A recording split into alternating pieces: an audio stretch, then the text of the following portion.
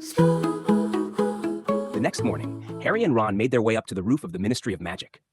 When they stepped out through the stairwell door, they were greeted by an older witch named Stella Plum. "Right on time, Mr. Potter and Mr. Weasley," she said, checking a clipboard.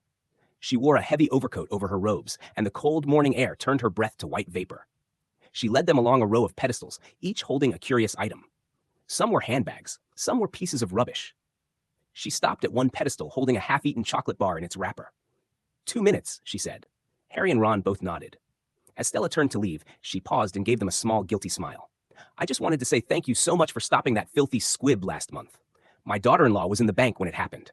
I couldn't imagine my son being married to a squib for the rest of his life. Thank you for stopping that man." She bowed her head slightly and left. Neither Auror answered. Ron turned to Harry. "Hermione is right." Harry looked at him. "Right about what?" "She keeps saying the magical world has deep-rooted prejudice against different races and magical species," Ron said. "Squibs, house elves, that sort of thing." Harry was about to answer when the portkey on the pedestal began to vibrate. "Ron, the portkey," he said. The two of them grabbed it, and the world lurched away. For a moment, they were pulled through a tight, swirling rush of motion. Then they landed in a room with wooden posts, stucco walls, and rustic decor. Pedestals lined the walls, each one holding unusual items. At the center stood 3 men. The one in the middle was older, with a long white beard and green robes.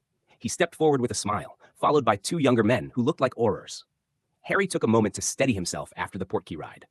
Ron, on the other hand, stepped forward with a grin and offered a hand. "Thank you for coming, both of you," the older wizard said. "These are Officers Noah Brunner and Luca Graff of the Swiss Magical Aurors Office. My name is Arthur Muller, head Auror."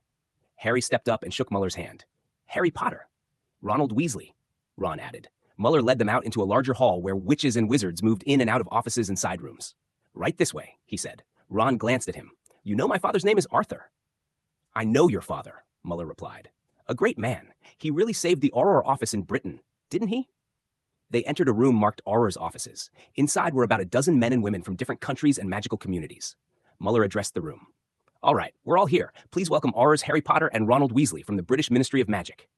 Officer Noah Brunner will be your contact for this office." He held up a coin. "Gawain Robard sent these ingenious trinkets. Tap the coin, say the name of the person you want to contact, then speak your message. That's all." He tapped the coin and said, "Harry Potter, test, 1, 2, 3.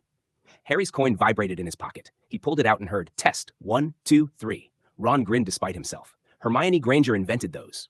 The room turned to look at him, and Ron's face reddened immediately. Muller continued, "As you know, we've received reports from Japan, Morocco, and the United States. For the past few weeks, there have also been rumors of squibs organizing attacks. Anti-wizard articles are being circulated by unknown authors claiming Tobias Rook is some kind of hero for what happened in London." He shook his head. "At first, no one took it seriously, but now we have over 24 witches and wizards who have lost their powers permanently. We need to take this very seriously." Harry said, "Tobias is currently in custody at the Ministry and has had the trace on him since the Diagon Alley incident, which he helped stop. If he were involved, he would have needed help." Muller nodded.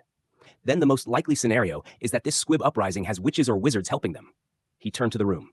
"We'll split into 4 groups. 3 will return to the crime scenes. The 4th will investigate the leads we've gathered about the squib resistance." The 4 and Aurors began to divide at once. Harry and Ron were assigned to Group 1, with Luca Graff and a witch named Yukimi Inahara.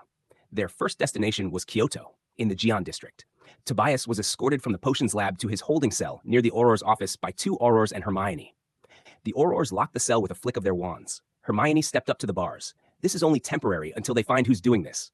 Tobias smiled faintly. "Don't worry about me, Hermione. I'm fine. This is just how it has to be. Remember, I brought this on myself." Hermione gave him a sad look. "You've got a good attitude about this. It won't be long." She left with the Aurors, and the door closed behind them.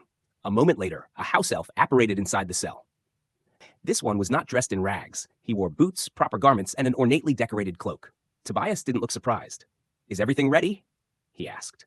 The house elf nodded and held out his hand. Tobias took it, and the 2 of them disapparated. At the abandoned Rook house, they reappeared in the old kitchen. The house elf climbed onto the counter using a chair, opened a cupboard, and pulled out a leather-bound notebook. On the cover, handwritten in careful letters, were the words, "Phase 3. The house elf handed the notebook to Tobias, who opened it with wide eyes. The house elf said nothing. He only watched.